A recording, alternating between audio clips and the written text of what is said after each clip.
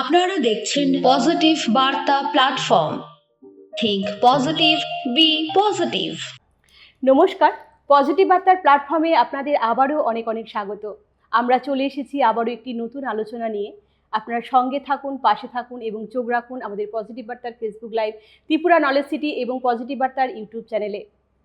আজকে টক শোতে যিনি উপস্থিত আছেন উনি এমন একজন গুণী নারী, যিনি কলমের জাদু দিয়ে যেমন হৃদয় ছুঁয়েছেন, তেমনি কণ্ঠের ছন্দে প্রাণ দিয়েছেন বাংলা কবিতাকে।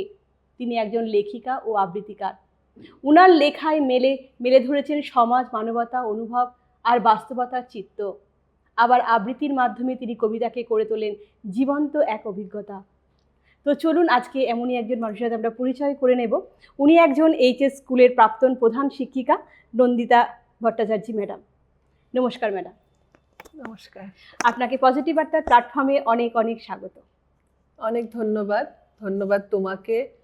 অনেক অনেক শুভেচ্ছা, ভালোবাসা যারা দর্শক শ্রোতা বন্ধুরা যারা আমাদের সঙ্গে রয়েছেন আজকে, এবং পজিটিভ বার্তার সঙ্গে সংশ্লিষ্ট সকলকে ধন্যবাদ। হ্যাঁ, ধন্যবাদ ম্যাডাম আপনাকেও। তো আপনি তো একাধারে লেখালেখি করেন, আবৃত্তি লেখেন এবং আরও ছোট গল্পও লেখেন। তো প্রথমেই জানতে চাইবো আপনার লেখালেখির শুরুটা কিভাবে হলো, সেই জার্নিটা একটু শুনে নেব আপনার কাছ থেকে। কিভাবে তো বলতে পারবো না, কারণ অনেক ছোটবেলা থেকে, এক্স্যাক্টলি আমার মনে নেই কবে প্রথম লিখেছিলাম, তবে অনেক ছোটবেলা থেকে, মানে খুব একটা সিরিয়াসলি হয়নি ব্যাপারটা। লিখেছি, কোথাও হারিয়ে গেছে সেগুলো তো কিছুই নেই এখন, কিন্তু শুরু হয়েছিল অনেক আগে। তারপরে তো একেবারেই বন্ধ হয়ে গেছে একটা সময়ে সাংসারিক নানা চাপে। এখন কয়েক বছর ধরে একটুখানি রেগুলারলি লেখা হচ্ছে। ধন্যবাদ ম্যাডাম আপনাকে। তো এরপরে আবারও জানতে চাইবো কোন বিষয় বা অনুভূতি আপনাকে সবথেকে বেশি অনুপ্রেরণা দেয়? সবচেয়ে বেশি এমন কিছু নেই আসলে। যে কোনো ঘটনা বা যে কোনো সমস্যা বা ভালো লাগা মন্দ লাগা যা জীবনের পথে যেতে মুখোমুখি হই, সেটা রাজনৈতিক কিছু ঘটনা হতে পারে, ধর্মীয় ঘটনা হতে পারে, পারিবারিক, সামাজিক, ব্যক্তিগত, সেগুলোই নিয়ে লেখা উঠে আসে। মনে হয় এটা নিয়ে একটু কিছু বলা দরকার, সে আর্টসটা ফিল করি এভাবেই। মানে খুব একটা কোনো একটা টপিকের মধ্যে আমার মনে হয় না আমি আটকে আছি বা থাকি।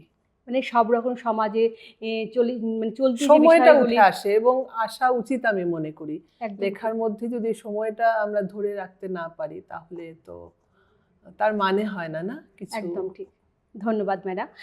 তো এরপরে ম্যাডাম আবারও একটি প্রশ্ন আপনার কাছে নিয়ে আসবো। তো আপনার লেখায় কোনো সামাজিক বার্তা থাকে কি? যেটা একটু আগে বললেন হ্যাঁ থাকে, কিন্তু তারপরে একটু ডিটেলসে শুনে নেবো আপনার কাছ থেকে। আমি আসলে নিজেকে মানে তেমন কেউ একটা খুব উঁচু পর্যায়ের লেখক মনে করি না যে আমি সবাইকে খুব মোটিভেট করতে পারি বা কিছু। কিন্তু যখনই আমরা কিছু সমকালীন বিষয় নিয়ে লিখি, তো সেখানে কিছু না কিছু বক্তব্য তো উঠেই আসে। তো সেই জায়গা থেকে যদি আমার পাঠকরা কোথাও একটুখানি সেটা তাদের জীবনের কাজে লাগে, আমার মনে হয় সেটাই আমার বার্তা হবে। আর আলাদা করে আমি মনে করি না একেবারে বার্তা হিসেবে আমি কোনো একটা কিছু ফোকাস করছি। তবে প্রসঙ্গগুলো উঠে আসে যেগুলো ঘটছে আমাদের সমাজে, যে জিনিসগুলো দেখে আমি কখনো একটু চিন্তিত হই, আমি পীড়িত হই, সেগুলো আমি তুলে ধরার চেষ্টা করি। একদম ঠিক। তো এই জিনিসগুলো সত্যি আমাদের উঠে আসা দরকার এবং আমাদের সমাজে যারা আমরা আছি সবাইকার মানে চোখে পড়া দরকার যে হ্যাঁ এইগুলো থেকে আমাদের বেরিয়ে আসতে হবে, এবং ভুল যেগুলো হচ্ছে সেগুলো থেকে আমাদের সত্যি বেরিয়ে আসা দরকার। ঠিক, একদম তাই। আবারও আসবো ম্যাডাম আপনার কাছে যে আপনার প্রিয় লেখক বা সাহিত্যিক কে বা কারা? অনেক অনেক, কার কথা ছেড়ে কার কথা বলবো, অনেক। আমি মানে খুব বেশি পড়তাম, মানে কিছু বাদ দিতাম না। ইনফ্যাক্ট বলতাম, মানে আমি পাস্ট টেন্স ইউজ করছি এই জন্য খুব মানে চিন্তা ভাবনা করেই করছি, কারণ আমি ছোটবেলায় যত পড়তাম গল্পের বই, লেখা, এই সব, এখন আমার মনে হয় ততটা পড়ে উঠতে পারি না সময়ের অভাবে। তো সেই জায়গাতে মানে আমি কি বলবো, আমি একেবারে সর্বভুক। আমি আলাদা করে একদম একদম হ্যাঁ, আলাদা করে কত বলবো, একজনের কথা বললে আরেকজনের কথা পড়ি। আমি সবাইকে পড়ি আমি, শুধু বাংলা নয়, পাশাপাশি ইংরেজি, হিন্দি, টুকটাক কিছু অন্যান্য সাহিত্য পড়ি, পড়ার চেষ্টা করি। বাহ, ধন্যবাদ ম্যাডাম আপনাকে। খুব ভালো লাগছে, ভালো লাগলো যে আপনি সব ধরনের বই পড়েন এবং সমাজের বিভিন্ন যে উঠে আসে যে সামাজিক ভাবগুলো সেগুলো আপনার নলেজে থাকে সবসময়। তাহলে তো এরপরে ম্যাডাম আবারও একটি প্রশ্ন নিয়ে আসবো যে বর্তমানে বাংলা সাহিত্যকে আপনি কিভাবে দেখেন, একটু জেনে নেব আপনার কাছ থেকে। বাঙালি যেহেতু, আমি ছোটবেলা থেকে বাংলা সাহিত্য চর্চা তো করছি, পড়ছি। আমাদের মিডিয়াম যাই থাকুক না কেন, বাংলা সাহিত্যের প্রতি ভালোবাসা আমার সবসময় আছে, থাকবে। তো যেভাবে রবীন্দ্রনাথ, মানে এই যে একটা ক্রম পরিবর্তন সাহিত্যের, যে কোনো সাহিত্যেই থাকে, বাংলা সাহিত্যেও আছে। সেই আমরা যদি সেই বিদ্যাসাগর থেকে বঙ্কিমচন্দ্র, বা তারপরে রবীন্দ্রনাথ, বা তারপরে আধুনিক সুনীল, শক্তি, এইভাবে যদি আমরা এগিয়ে আসি, তো চেঞ্জ তো হচ্ছেই। আর একেবারে আধুনিক সময় অনেকে একটুখানি ক্ষোভ প্রকাশ করেন, দুঃখ প্রকাশ করেন, গেল গেল একটা ভাব যে হচ্ছে না তেমন।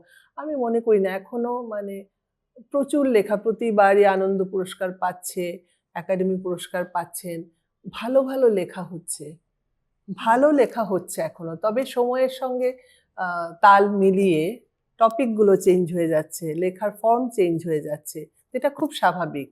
স্বাভাবিক, তাই সময়ের না? সঙ্গে তাল সময়ের মিলিয়ে সঙ্গে চলতে হয় আমাদের। চলতে হয়, এবং সেটাই আমি মনে করি স্বাভাবিক গতি, একদম। সাহিত্যের স্বাভাবিক গতি সেটা। হুম। তো আমার মনে হয় তো চলছে সঠিকভাবেই। তবে আরেকটা বিষয় বলবো, যেহেতু লেখালেখি নিয়ে কথা বলছি আমরা, যে বাংলা সাহিত্য চর্চা কলকাতায়, মানে পশ্চিমবঙ্গে হয়, আমাদের এখানে হয়, আসামেও কিছু হয়, বাংলাদেশে হয়। তো সেই জায়গাতে একটা প্রায় সময় আমরা দেখি একটা পার্থক্য মানুষের মনে রয়েছে, লেখকদের মনেও আছে, একটা তৈরি হয়। কিন্তু আমার মনে হয় যে এই বিষয়টা থাকা উচিত নয়। কারণ ত্রিপুরাতে একজন যখন লিখছেন, আমি লিখছি, তুমি লিখছো, তুমি যে তোমার যে ব্যাকগ্রাউন্ড, তুমি যে পরিবেশে আছো, তুমি তো সেটা নিয়েই লিখবে, তাই না? তুমি এখানে বসে, আমি যদি কলকাতা থেকে প্রকাশিত, পশ্চিমবঙ্গে প্রকাশিত বইগুলো, উপন্যাস আমি পড়ছি, তো আমি যদি ভাবি যে না আমি লিখবো, আমি তো, আমাকে কলকাতা নিয়েই লিখতে হবে, আমাকে ওই সিনারিওতে যেতে হবে, সেটা ভুল, ওটা আমার সঠিক হবে না। কারণ আমি তো এখানে, আমি আগরতলার কথা লিখতে পারি, আমি আমার ত্রিপুরার যে জায়গাগুলো সম্পর্কে আমি ওয়াকিবহাল, সেটা নিয়ে আমি লিখতে পারি। কাজে এটাকে এখন অন্য ভুবন, অন্য বাংলা বলে চিহ্নিত করলে আমার কাছে সেটা মনে হয় না ঠিক হয়। সেটা একটা মানে কি বলবো, মানে আলগা ভাবে এটা আরেকটা ধারা, আমি এখানে রয়েছি, এখানকার চিত্র উঠে তুলে ধরি এসেছে, না কেন, এখানকার চিত্র উঠে আসছে আমাদের লেখায়। তো এখানে তো কোনো কম্পিটিশন নেই যে আমাকে পশ্চিমবঙ্গে যারা লিখছেন সেই জিনিসগুলোকে আমার তুলে আনতে হবে, এমন তো কোনো কথা নেই। আমার আশেপাশে যা ঘটছে, আমি যা দেখছি, আমি তো তাই বলবো না। একদম তাই। তো এবং সেটা লেখার মধ্যে আরো সৌন্দর্যটা মানে বেশি প্রকাশ পায়। সেটা মানে ন্যাচারাল হবে না, সেটাই আমার মনের কথা হবে, আমার মনে হয়। একদম ঠিক। যেটা আমি জানি না সেটা তো আমি শুনে বা পড়ে আমি লিখবো। এখন আমি আমেরিকার বিষয় লিখতে গেলে আমাকে পড়তে হবে প্রচুর, পড়ে টোরে আমি নিজে যতদিন না সেখানে দেখছি সচক্ষে, ততদিন তো আমার সেই জিনিসটা আরোপিত হবে। একদম ঠিক। যদি আমি একটা জায়গায় স্টে করি, সেখানে আমি থাকছি এবং সেখানকার পরিবেশটা আমার মধ্যে রয়েছে এবং আমি দেখতে পাচ্ছি, চোখে দেখতে পাচ্ছি, কানে শুনতে পাচ্ছি কি ঘটছে, তো সেটা যদি আমি তুলে ধরি আমার কলমের মাধ্যমে, তাহলে এটা আরো জীবন্ত হয়ে ওঠে। একদম একদম, সেটাই আমার মনে হয়। কিন্তু বলা হয় যেটা অন্য ভুবন, তিনটে আলাদা, এখান থেকে ঠিক ওই রকম ভাবে উঠে আসছে না। লেখার কোয়ালিটি নিয়ে চর্চা হতে পারে, কিন্তু বিষয়বস্তু বা তার লেখার যে মানে ব্যাকগ্রাউন্ড বা পটভূমি, সেটা আমার মনে হয় সেটা নিয়ে কথা বলা ঠিক নয়। ঠিক। তো এরপরে ম্যাডাম আবারও আসবো যে নতুন যারা লেখালেখি করছে তাদের জন্য আপনি কি বলবেন বা কি পরামর্শ দেবেন? পরামর্শ দেওয়ার মতো দৃষ্টতা আমার নেই, আমিও নিজেকে একেবারে শিক্ষানবিশই মনে করি। তবে আমার মনে হয় প্রচুর পড়তে হবে, প্রচুর পড়তে হয়, জানতে হয়। একটা বিষয় নিয়ে লিখতে গেলে না, সেটা মানে যতটা আমার ভেতরে আছে তার সিকিভাগও প্রকাশ করা সম্ভব নয়। কাজেই প্রচুর পড়া দরকার, দেশ বিদেশের সাহিত্য পড়া দরকার, মানুষকে স্টাডি করা দরকার। আমি যে বিষয়টা নিয়ে লিখতে চাই সেটা নিয়ে একটুখানি অনুসন্ধিৎসু হতে হবে। একদম তাই। মানে আমি যে বিষয়টা নিয়ে লিখবো, সেই বিষয়টা সম্বন্ধে যদি আমি না জানি বা না বুঝি, তখন আমার কলমে তো সেই জিনিসটা আসবে না। আর পড়তে হবে, সব সময় পড়তে হবে, প্রচুর পড়তে হবে। মানে পড়লে না কি হয়, সেটা না বৃথা যায় না, সেটা ভিতরে কোথাও স্টোর হতে থাকে। এটা আমার নিজস্ব মানে অভিজ্ঞতা, আমি মনে করি। না, এটা কথাটা একদম ঠিক বলেছেন এটা আপনি। থাকে, কোথাও থাকে, তোমার জন্য কোনো না কোনো সময় সেই পড়াটা তোমার কাজে লাগবেই লাগবে। একদম ঠিক। একদম। হ্যাঁ, ধন্যবাদ ম্যাডাম। তো এরপরে আবারও জানতে চাইবো যে আপনি কি মনে করেন এখন পাঠকের সংখ্যা বা কমে গেছে? এটা আরেকটা সংখ্যা পাঠক, আসলে মানুষ এত ব্যস্ত, অ হয়তো সেভাবে বড়, বড় উপন্যাস নিয়ে বই নিয়ে পড়ছে না সেভাবে হয়তো সবসময়। আগে তো আর অন্য কিছু ছিল না। আমরা যখন ছোট ছিলাম বই মানে একটা অন্যতম এন্টারটেইনমেন্ট বা বিনোদনের একটা অন্যতম উপায় ছিল। এখন অনেক কিছু আছে, কিন্তু অনেক কিছু আছে ইন্টারনেটেও কিন্তু বই পড়ছে। আমি বলব না হুম। আমি মানে আ পজিটিভ। আমি মনে করি পড়ছে। কারণ আমি আমার বাড়িতে দেখি আমার ছেলেরা বই পড়ে। তো পড়া যে কমে যাচ্ছে তা নয়। আর যদি কমেই যেত তাহলে একেবারেই যদি পড়া হতো না। এত, এত বই প্রকাশ হচ্ছে। তারপরে আমরা সবাই জানি বইমেলার জন্য আমরা কিভাবে মুখিয়ে অপেক্ষা করে থাকি। ঠিক। তো আমাদের সে আগ্রহ না থাকলে কেন আমরা বইমেলার জন্য এত উৎসুক হব? উৎসুক এত বছরে যে উৎসাহী আমাদের হব? বই মেলাটি হয়, হুম। আমরা যাই এবং বই কিনিও। আছে, আছে। হুম, অনেক হুম। কিছু বাধা আছে। বইয়ের কম্পিটিশন বেড়ে গেছে। বইকে এখন কম্পিট করতে হয় অনেক কিছুর সঙ্গে। কিন্তু আ আছে, পাঠক আছে। বই পড়ে মানুষ। ঠিক। পড়তেই হবে। এবার আমি হাতে কাগজ কলমে বই না পড়ে আমি এটা এখানেও পড়তে পারি। ইবুক ইবুক আছে, আছে। আছে। ঠিক। ওটাই আরকি। হ্যাঁ, তো ম্যাডাম এরপরে আবারও একটি প্রশ্ন মানে কথা প্রসঙ্গে মনে হলো আমার। তো আগেকার দিনে আমরা কি করতাম, একটা নতুন বই পেলে আমরা বইয়ের গন্ধ শুঁকতাম বা একদম, পড়ার একদম। ফাঁকে আমরা গল্প বই কিনতাম। সেই গল্প বইগুলো বইয়ের আমরা নিচে পড়তাম। রেখে কত বই পড়েছি। হ্যাঁ, আমরা গল্প বইগুলি পড়তাম। গল্পের তো বই। এখন কিন্তু সেই জিনিসটা আমরা পাই না আজকালকার ছেলেমেয়েদের মধ্যে। এটা নিয়ে আপনি কি বলবেন? ওইটাই একই কথা বলবো। মানে একেবারে পরে অনেক কিছু বললাম তো, অনেক হুম, মানে ওদের অনেক মন ঘুরিয়ে দেওয়ার অনেক রকম সবচাইতে বড় শত্রু তো এটা। এটাই একদম। যদি এটাকে ঠিকভাবে ব্যবহার করা যায় এবং এখানে অভিভাবকদের দায়িত্ব রয়েছে, হুম, সম্পূর্ণটাই আমি মনে করি অভিভাবকরা এটাতে দায়ী এটার জন্য। কিন্তু বই পড়ে, ইভেন আমি দেখছি ছোট, ছোট ছেলেমেয়েরাও কিন্তু লিখছে। তো হ্যাঁ, লেখার উৎসাহটা কোত্থেকে পায়? আমাদের রাজ্যেও রয়েছে। একেবারে কিশোর সাহিত্যিক। তো যদি না পড়তো তাহলে সেই আগ্রহ কোত্থেকে আসতো? ঠিক। তাই না? একদম হ্যাঁ। তাই। হ্যাঁ, তো শিশু সাহিত্যিক যেটা আছে হুম, আমরা পাই কিন্তু। হুম। হ্যাঁ, এবং তারা বিভিন্ন লেখা দেয় এবং আমরা বই মেলাতেও সেখান থেকে আমরা তাদের বই একদম, প্রকাশিত হয় একদম। আমরা পাই। লিখছে, লিখছে। হ্যাঁ, ঠিক। পড়ে হয় কম, ওই যে বললাম কম্পিটিশন বেড়ে গেছে। বইয়ের সঙ্গে অনেক কম্পিটিটর এখন। বইকে রীতিমতো ফাইট করতে হচ্ছে। এইজন্য মানে বইয়ের এটা নিয়েও চিন্তাভাবনা করতে হবে। বইকে ঠিক কিভাবে প্রেজেন্ট করলে সেটা সবাইকে পাঠককে আকৃষ্ট করবে, তার বিষয়বস্তু, তার ছাপাই বাঁধাই সব দিকে আমার মনে হয় আরো যত্নবান হতে হবে। কারণ ওই যে কম্পিটিশন বেড়ে গেছে। ঠিক। হ্যাঁ, ধন্যবাদ ম্যাডাম। তো এরপরে আপনি তো অনেক লেখালেখি করেন, সঙ্গে ছোট অনেক গল্পও না লেখেন। কিছু নয়, হ্যাঁ, কিছু ছোট চেষ্টা গল্পও করি। লেখেন আমি জানি। তো এর মধ্যে একটা ছোট্ট গল্প যদি আপনার কাছে শুনতে পারি। আচ্ছা, এটা দেখি আমি একটা আজকে আমাদের তো আসলে সারাদিন প্রচন্ড বৃষ্টি হলো। ঠিক। ননস্টপ আজকে পড়লো। একদম তাই। মানে আমার মনে হচ্ছে কদিন থেকে আকাশটা বা বৃষ্টিটা সবাই পাগল হয়ে গেছে। মাথায় একটু গন্ডগোল হয়ে গেছে। যখন খুশি পড়ছে, যখন খুশি তার ইচ্ছা মতো হ্যাঁ, চলে হ্যাঁ, বেড়ে একদম, একদম। কখন পড়বে, কখন মেঘ ডাকছে কোনো মানে ঠিক কোনো ঠিকানা ঠিক নেই। নেই। তো আমার মনে হয় আজকের এই ওয়েদারটা থাকবে এখন। এই ওয়েদারে আমার মনে হয় আমি একটা ঐরকম একটা ছোট্ট গল্প পড়ছি। গল্পের নাম জল। কাজ থেকে বাড়ি ফেরার পথেই যমুনা মনে মনে ছক কাটছিল। আজ গিয়ে কিভাবে ঝগড়া শুরু করবে। হ্যাঁ, ঝগড়াই বটে। কদিন ধরেই চলছে। যমুনার কি দোষ? রাস্তার মোড় থেকে জল টেনে টেনে ওর কোমর ব্যথা হয়ে গেল। মানুষটার কোনো হেলদোল নেই। কবে থেকে বলছে জলের লাইনটা নিয়ে নিতে, কানেই তোলে না শ্যামল। নানা বাহানা, আজ এটা তো কাল সেটা। লকডাউনের সময় দোকানের কাজটা চলে গেলেও টুকটাক সারাইয়ের কাজ জানে বলে একেবারে বসে থাকতে হয়নি শ্যামলকে। নিয়মিত না হলেও মোটামুটি কাজ পায়। ইস, আবার বৃষ্টি নামলো। পায়ের গতি বাড়ায় যমুনা। বৃষ্টির মধ্যে ভিজে ভিজে যাও, গিয়ে জল টেনে আনো। একটা সংসারে কম জল খরচ হয়? মনে মনে গজগজ করে যমুনা আর পা চালায়। ঘরে ঢুকেই কাজে লেগে যায় যমুনা। শ্যামল নেই। যাক, ঝগড়াটা আপাতত তোলা থাক। আজ দত্ত বৌদি পাউরুটি আর চিপসের প্যাকেট দিয়েছে বাবলির জন্য। বৌদির মেয়ে নাতি বাড়িতে এলে এমন মাঝে মাঝে পাওয়া যায়। যমুনাকেও একটা পুরনো সিল্কের শাড়ি, ইমিটেশন কানের দুল আর দুগাছা চুড়ি দিয়েছে।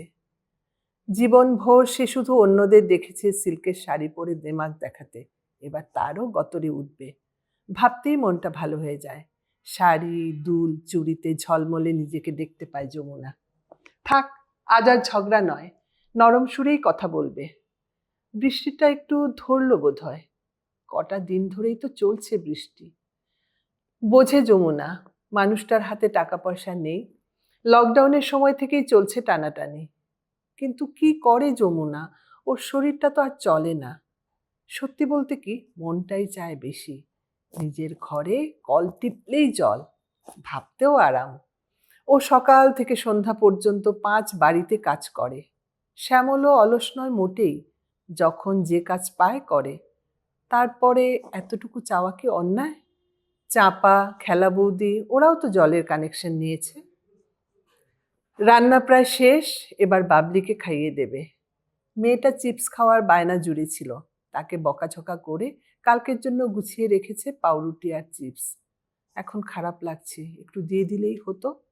থাক, অভাবের সংসারে এত আদিক্ষেতার দরকার নেই বাপু, কাল সকালে খাবি সেটাই ভালো হবে, নিজেকে বোঝায় যমুনা।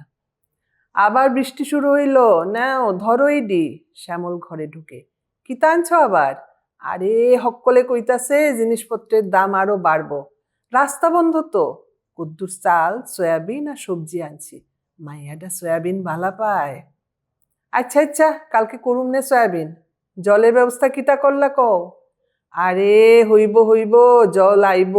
তুমি হনে ভাত বাড়ো দেখি, আমি হাত পা ধুইয়াই, পেটে আগুন জ্বলতাছে। হ হ, আয়ো ভাত বাড়ি আমি। যা, লাইট গেল। বৃষ্টির মধ্যে আর লাইটের আশা কইরা লাভ নাই। হারিকেন জ্বালায় যমুনা। খাওয়া শেষ করে থালা বাসন ধুয়ে গুছিয়ে রাখে। সকাল হলেই আবার ছুটতে হবে কাজে। হাঁড়ির ভাতে জল দিয়ে রাখে সকালের জন্য। কিছু রান্না করতে না পারলেও শুকনো লঙ্কা পোড়া আর পেঁয়াজ দিয়ে ওই পান্তা ভাতই অমৃত। রাতে বিছানায় শুয়ে আরেকবার শ্যামলকে মনে করিয়ে দেয় যমুনা, শুনছ, আমার জলের ব্যবস্থা কইরা দিও কিন্তু। দিমু গো দিমু, টাকা পয়সা জোগাড় করি কিছু। যে বৃষ্টি নামছে, কাঁথাটা দাও দেখি। শ্যামল পাশ ফিরে শোয়। বৃষ্টির জন্য এই জুন মাসেও গরম একেবারেই নেই, বেশ ঠান্ডা ঠান্ডা ভাব। যমুনা মেয়ের পিঠে হাত বোলায়। কিসের একটা অস্পষ্ট আওয়াজ কোথা থেকে আসছে, যমুনা ঠাউর করতে পারে না। ঘুম ভাঙা চোখে বোঝার চেষ্টা করে। অনেক মানুষের কথাবার্তা, আর আর কিসের শব্দ যেন খুব চেনা। তাড়াতাড়ি উঠে বসে যমুনা, শ্যামলকে ডাকে। বাইরে হইচই শোনা যাচ্ছে। অন্ধকারে বিছানা থেকে নামে যমুনা, শ্যামলও, এবং দুজনের মুখ থেকে চিৎকার বেরিয়ে আসে, ও মা গো সর্বনাশ! হাঁটু পর্যন্ত জল ঘরে। কোনো রকমে দরজা খুলে দেখে চারিদিকে জল থই থই। রান্নাঘরে প্রায় বুক জল। জিনিসপত্র বাসনকোসন ইচ্ছে মতো ঘুরে বেড়াচ্ছে। হায় ঠাকুর, এটা কিতা করলা তুমি? শ্যামলের ডাকে সম্বিত ফিরে যমুনার, বাবলিরে ডাকো, তাড়াতাড়ি বাইরেই তো এখান থেকে। জিনিসপত্র আর জিনিসপত্র সব শেষ। খাটের নিচে বাক্সটাত কয়েকটা টাকা আসলো, সব জলের নিচে। জল বাড়তাছে, দেখো বিছনা সুইচ, তাড়াতাড়ি করো, কোনো রকমে বাইর হই আগে, নাইলে আর বাইর হন যাইতো না। হতচকিত বাবলিকে কাঁধে তুলে নেয় শ্যামল। শেষ রাতের আলো আঁধারিতে তার পিছনে পিছনে যমুনাও জল ভাঙে। যমুনার শখের শাড়ি, গয়না, খাবার জলে ভাসে। তার এতদিনের স্বাদ পূরণ হয়ে গেছে। যমুনার ঘরে এখন জল, মানুষ ডোবা জল। এটা ছোট গল্প ঠিকই, পুরো একটা সত্যি ঘটনাকে মনে হচ্ছে অবলম্বন করে একটা লেখা। আমাদের নিয়মিত এই ঘটনাগুলো প্রত্যেক বছর আমরা টিভিতে বলুন বা খবর পেপারে বলুন আমরা কিন্তু এরকম ঘটনা আমরা দেখতে পাই। হ্যাঁ, ঘরের মধ্যে হঠাৎ করে ঘুম থেকে উঠে দেখি আমরা জল ঢুকে গেছে। তো একটা অভাবের সংসারে আমাদের কিন্তু এই ঘটনাগুলো নিয়ত আমাদের ঘটছে। তো সত্যি মানে একটা খুব মানে প্যাথেটিক একটা ঘটনা আমরা শুনতে পেলাম ম্যাডামের কাছ থেকে। খুবই কষ্টদায়ক একটি মানে গল্প আর কি। তো এরপরে ম্যাডাম খুবই ভালো লাগলো গল্পটা, যদিও কিন্তু একটু আমাদেরকে মন ছুঁয়ে গেল আর কি। ধন্যবাদ ম্যাডাম আপনাকে। তো এরপরে আবারও জানতে চাইবো ম্যাডামের কাছে, আপনি তো আবৃত্তি চর্চা করেন এবং নিজে আবৃত্তি লেখেন এবং সেটা পাঠও করেন। তো এই আবৃত্তি চর্চার শুরুটা কিভাবে কখন হলো? এটাও সেই ছোটবেলা থেকেই, অনেক ছোটবেলা থেকে চর্চা মানে করতাম বিভিন্ন অনুষ্ঠানে, স্কুলে যে কোনো অনুষ্ঠানে, সেটাও অনেক ছোট থেকেই।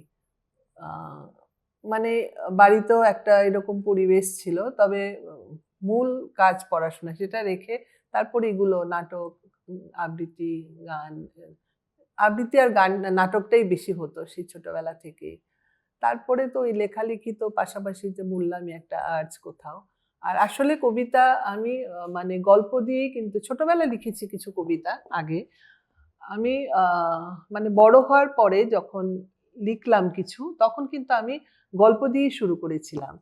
তারপরে যে বললাম মাঝখানে একেবারে পুরো ডিটাচড সবকিছু থেকে, তারপরে তখন কিন্তু ওই আর্টসটা থেকে যায়। সময় না থাকলে কি হবে, ভেতর থেকে যে একটা মানে ইচ্ছে, একটা যে জিনিসগুলো যে ভেতর থেকে হন্ট করে, তখন ওই কবিতা লিখতাম আর কি। অল্প মানে ছোট করে, সময় কম লাগে, গল্প তো অ্যাটলিস্ট একটা সময় নিয়ে তোমাকে দিতে হবে, সময় দিতে হবে। ঠিক।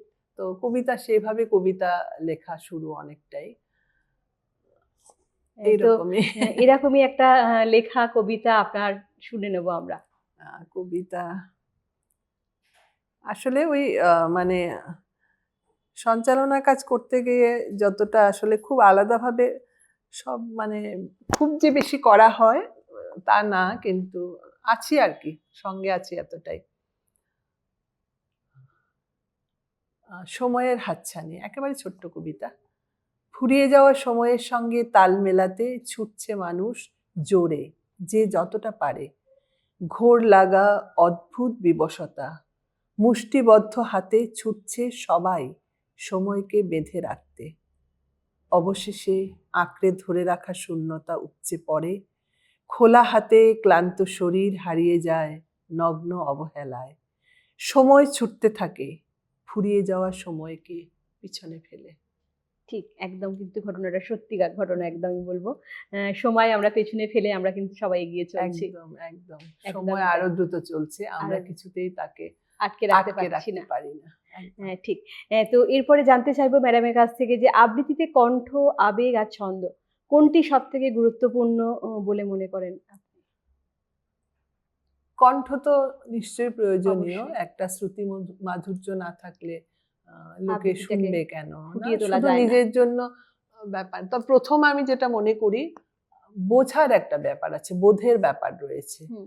যে জিনিসটা আমি পড়বো, উচ্চারণ করব, সেটা যদি আমি না বুঝি, কবিতাটা যদি আমি মানে তার মানে আমার বোধগম্য হতে হবে। হ্যাঁ উপলব্ধি যদি আমি না করতে হুম। পারি সেটাতে কি বলা হচ্ছে, তাহলে শুধু গ্রামার মেনে কিন্তু কবিতা বলা হয়, কিন্তু আমার মনে হয় সেটা একেবারে অন্য শ্রোতার হৃদয়ে গিয়ে পৌঁছায় না।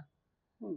আর ছন্দ জ্ঞান তো থাকতে হবে সবকিছুর সঙ্গে, কিন্তু সেই আবেগও তোমার, তুমি যদি কবিতাটা না বোঝো, তোমার সে আবেগ কি করে আসবে? হুম। সঠিক ইমোশনটা তো তোমার আসবে না, না? কাজে একদম। বোঝার ব্যাপারটা ভীষণ ইম্পর্টেন্ট, ঠিক। সবচাইতে বেশি ইম্পর্টেন্ট। এবং ওই যে সেজন্য আগেই বললাম, প্রচুর পড়তে হয়। হুম। যত তুমি পড়বে তত বেশি তুমি হৃদয়ঙ্গম করতে পারবে। এবং একটা কবিতা বুঝে যখন তুমি সেটা উচ্চারণ করবে, তারপর পাশাপাশি চর্চার ব্যাপার তো রয়েছে। তার আবেগ বা তার মানে থ্রো, তুমি ওয়ার্ডস কোথায় কোনটা কতটা জোর দিয়ে বলবে, সেগুলো তো শেখার ব্যাপার রয়েছে। হুম, হুম। সবটাই দরকার আর কি। সবটাই হ্যাঁ, দরকার। আর একে অপরের কণ্ঠ সাথে তো অঙ্গাঙ্গিভাবে এবার জড়িত আছে। আমরা সেজন্যই বলি না, কিছু বিষয় আছে মানে গান তো সবাই শেখে, নাচও সবাই, কিন্তু ঈশ্বর দত্ত একটা ব্যাপার আছে না, হুম। প্রতিভার একটা ব্যাপার রয়েছে। ওই ব্যাপারটা যদি থাকে, জিনিসটা আরো অনেক গুণ বেশি মধুর হয়ে মধুর ওঠে, হয়ে ওঠে। এবং তখন শ্রোতার কাছে সেটা সুন্দরভাবে অনেক বেশি হ্যাঁ, আকর্ষণীয় আকর্ষণীয় হয়। হয়ে ওটাই ওঠে। আর কি, ওটাই। ঠিক। তো আমরা বলব যে কণ্ঠ, আবেগ বা ছন্দ কোনটি একে অপরের থেকে গুরুত্ব কম না। কম নয়, একেবারেই কম সকলেরই নয়। একটা গুরুত্ব তাদের আছে। একদম একে নিজের অপরকে জায়গা, ছাড়া নয় এরা। একদম ঠিক। সবাই মিলেই একটা কবিতা সর্বাঙ্গ সুন্দর হয়ে যিনি মানে আবৃত্তিকারের কাছ থেকে শ্রোতার কাছে গিয়ে পৌঁছায়। ঠিক। তখনই সুন্দরভাবে পৌঁছাতে পারে এবং শ্রোতারও তখন শুনতে খুবই ভালো লাগে। তখন মানে সেটা মনোযোগ দিয়ে আরো শুনতে পারে তারা তখন। একদম। হ্যাঁ, ঠিক। তো এরপরে আবারও আসবো যে কোন কবির কবিতা বা আবৃত্তি করতে আপনি বেশি পছন্দ করেন? আপনি তো নিজে করেনই স্বরচিত কবিতা, একটু আগেই শুনলাম আমরা। হ্যাঁ, করি এটা এখন কিছু তো মানে কোনো যদি ডিমান্ড থাকে, এবার আমি রবীন্দ্রনাথ তো অবশ্যই, অবশ্যই। রবীন্দ্রনাথ, নজরুল এগুলো তো আছেই। সাধারণত যখন এই মানে উৎসবগুলো হয়, এগুলো উৎসবই আমি বলি, হুম। কবির জন্মদিন বা 22শে শ্রাবণ হিসেবে, তখন তো ডেফিনেটলি রবীন্দ্রনাথ বা বিভিন্ন সময়, তাছাড়াও অনেক সময় কিন্তু হয়তো পাতা উল্টে দেখছি কিংবা নেটেই দেখছি কোনো নাম না জানা কবির কবিতা কিন্তু ভালো লেগে যায়, এত ভালো লেগে যায়, বলতে মন হবে ছুঁয়ে যায় আমাদের। হবে, কখন বলবো, আমি তার পরবর্তী অনুষ্ঠানে সুযোগ পেলেই সেটা বলি, মানে এরকমও হয় আর কি। ঠিক। নাম না মানে নামি দামিরা তো আছেনই, এরা তো মানে হৃদয়ে আমাদের আছেন, হৃদয়ের মাথায় মধ্যেই আছেন, কিন্তু তারপরেও অনেক সময় এরকম হয়, কিন্তু ধরো সঞ্চালনার ক্ষেত্রে, অনুষ্ঠান সঞ্চালনার সময় আমি মাথায় রয়েছে ওই কবিতাটা, যদি সেরকম হয়, সেরকম সুযোগ থাকে, আমি কিন্তু সেটি ব্যবহার করি, পাঠ করি বা পড়ে শোনাই আমার দর্শকদের, শোনাতে ঠিক। চেষ্টা করি আমার তখন যেটি ভালো লাগে। একদম ঠিক। তো এটা সবাইকারই, আমাদের যে ভালো লাগে, অনেক সময় হয়তো আমি বলতে পারি না কিন্তু ভালো লেগে যায়। আমরা একদম, অনেক হ্যাঁ, সময় মোবাইল দেখি, মোবাইল দেখতে দেখতে অনেক কবিতা উঠে আসে। উঠে অনেক আসে। আমাদের এখন অনেকেই লেখেন আরকি, দেখি কবিতা তখন ওনারা ছাড়েন মোবাইলের মধ্যে। তখন হঠাৎ করে সেই কবিতাটা পড়ি আমরা, পড়তে বেশ ভালোই লাগে। তখন মনে হয় যে না, বেশ ভালো লাগলো তো। তো এমনই আরকি হয়ে যায় তখন। হ্যাঁ। আমরা পেয়ে যাই এরকম কবিতা। তো ম্যাডাম, আপনার কাছ থেকে আবারও একটি স্বরচিত কবিতা দিয়ে আমরা শুনতে পারি। আচ্ছা, কবিতা আসলে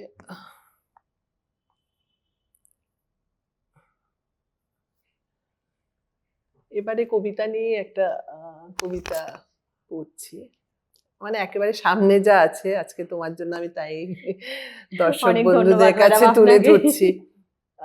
আমার এই কবিতার নামও কবিতা।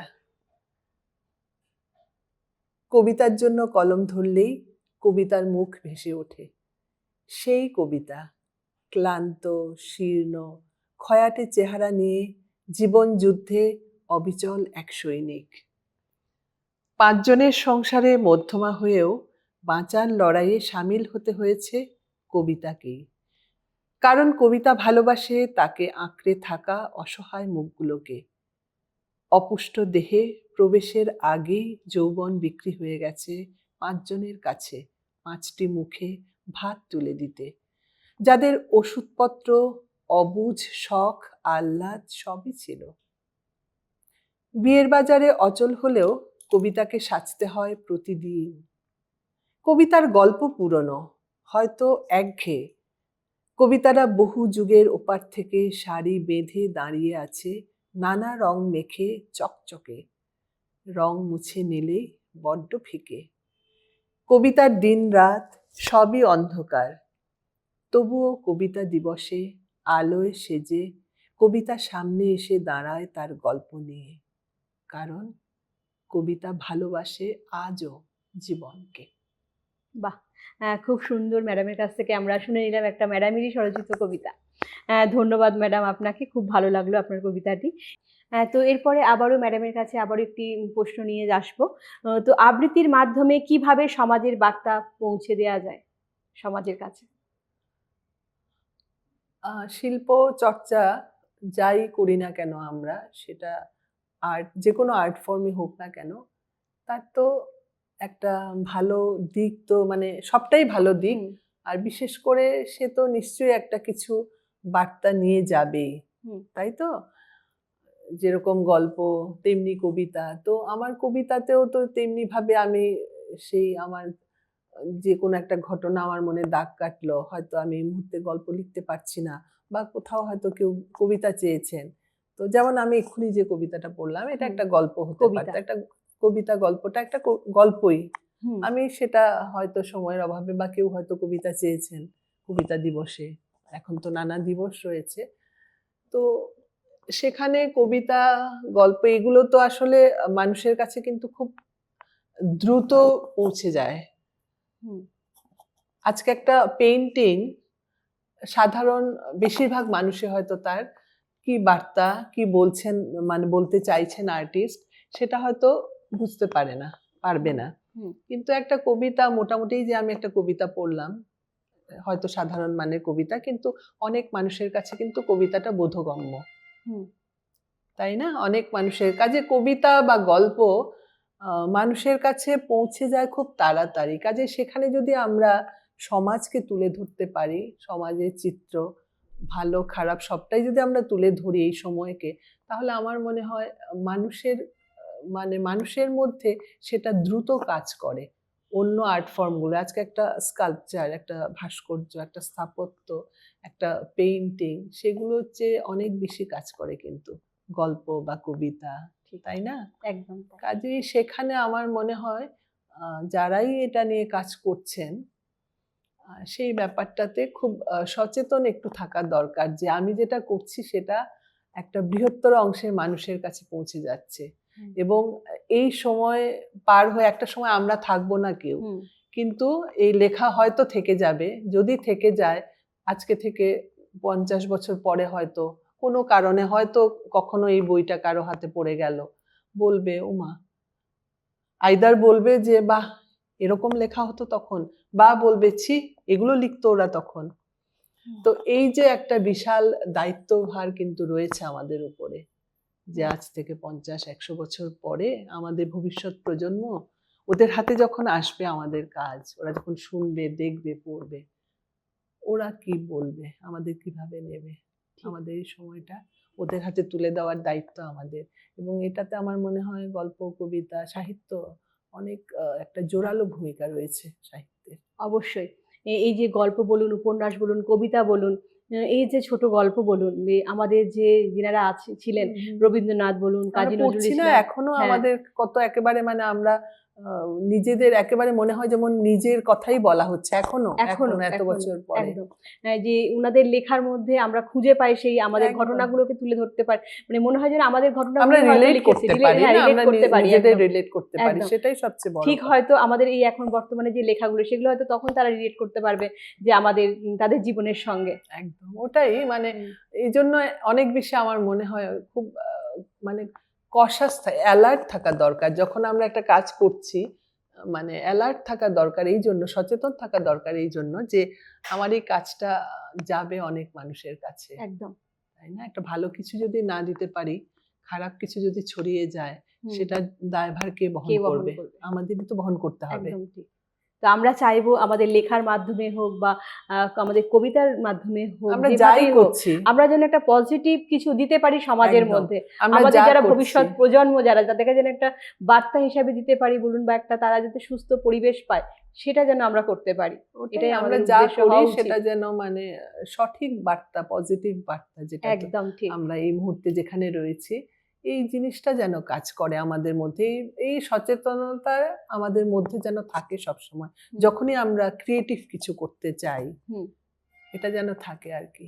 ঠিক, কারণ আমাদের আজকালকার বাচ্চারা মোবাইলটা তারা ধরে, হ্যাঁ, তো মোবাইলটা ধরলে যাতে তারা দেখতে পায় যাতে পজিটিভ কিছু জিনিস, তারা মোবাইলটা ধরলে, কারণ এত নেগেটিভিটি ছড়িয়ে গেছে এখন আমাদের সমাজে। সবই আছে, এখন কে কোনটা দেখছে সেটার উপর ডিপেন্ড করে। ওই যে বললাম, এটা গার্জিয়ানদের অ্যালার্ট থাকা ভীষণ দরকার। এবং শুধু গার্জিয়ানরা তো অ্যালার্ট থাকবে, এবং যারা মোবাইলে এই নেগেটিভ জিনিসগুলো ছড়াচ্ছে বা তাদেরকেও একটু সচেতন হতে হবে যে আমাদের ভবিষ্যৎ প্রজন্ম যাতে সুন্দর হয়। এবং কিছু মানুষ তো এটা তো ক্রাইম না, এটা তো ক্রাইম, ক্রিমিনাল তো থাকবেই। এবার সেখান থেকে আমার সন্তানটিকে সরিয়ে যেন আমি দূরে রাখতে পারি, সেই চেষ্টাটা তো আমার না। এবার যে ক্রাইম করছে তাকে ধরা বা করা সেটা হয়তো সরাসরিভাবে আমার কাজ নয়, কিন্তু আমার সন্তানটিকে সেই জায়গায় যাওয়া থেকে বিরত করার চেষ্টা করাটা আমার কাজ। ঠিক, আগে আমার ঘরের থেকে আমি শুরু করবো। আমার সন্তান আমার বাড়িতে যে নয়, আমার হাজার হাজার ছাত্রছাত্রী, আমি যাদের সঙ্গে আসছি, যাদের সঙ্গে আমার কন্ট্যাক্ট হচ্ছে, সকলের ক্ষেত্রে আমি বলছি কথাটা। অবশ্যই। ধন্যবাদ ম্যাডাম। তো আমরা অনুষ্ঠানের একেবারে শেষ পর্যায়ে চলে এসেছি। তো আমাদের আলোচনা আপনাদের কেমন লাগছে অবশ্যই কমেন্ট করে জানাবেন, এবং আমাদের মধ্যে উপস্থিত ম্যাডামকে জানাবো অসংখ্য অসংখ্য ধন্যবাদ, কারণ ওনার মূল্যবান সময় আমাদের মধ্যে দিয়েছেন। খুব ভালো লাগলো ম্যাডামের সাথে আজকে আমাদের আলোচনা। তো এরপরে বলবো আপনারা সুস্থ থাকবেন, ভালো থাকবেন, এবং আমাদের আগামী অনুষ্ঠানগুলো দেখার জন্য চোখ রাখবেন আমাদের পজিটিভ বার্তার Facebook live, Tripura knowledge city এবং পজিটিভ বার্তার ইউটিউব চ্যানেলে। আজকে আপনাদের কাছে একটা বিশেষ মেসেজ দেব যে 1 বছরে 1 কোটি গাছ, এক সবুজ বিপ্লব। গত 15ই জুলাই 2025 পজিটিভ বার্তার উদ্যোগে দেশ জুড়ে একযোগে বৃক্ষরোপণ কর্মসূচি পালন করা হচ্ছে। 22টি রাজ্যে একসঙ্গে বলবো গাছ লাগানো হলো। সমাজের নানা শ্রেণীর মানুষের সেখানে অংশগ্রহণও ছিল। এটি শুধুই গাছ লাগানো নয়, এটি পরিবেশ ও সমাজের জন্য এক ঐক্যবদ্ধ পদক্ষেপ। তো বলবো আমাদের এই পদক্ষেপে আপনারাও সঙ্গে থাকুন, পাশে থাকুন। ধন্যবাদ। আজকে আমাদের অনুষ্ঠান আমরা এখানেই শেষ করছি। নমস্কার।